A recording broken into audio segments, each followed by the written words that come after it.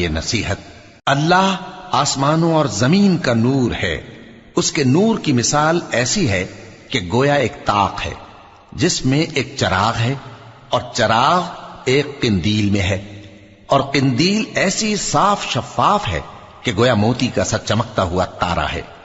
उसमें एक मुबारक दरख्त का तेल जलाया जाता है, यानी जैतून का, कि न मशरिक की तरफ है न मगरिब की तरफ। ऐसा मालूम होता है कि उसका तेल खाह आग उसे न भी छुए जलने को तैयार है। बड़ी रोशनी पर रोशनी हो रही है। अल्लाह अपने नूर से जिसको चाहता है सीधी राह दिखाता है, और अल्लाह जो मिसालें बयान फरमाता है तो लोगों के समझाने के लिए, और अल्लाह हर चीज से वाकिफ है।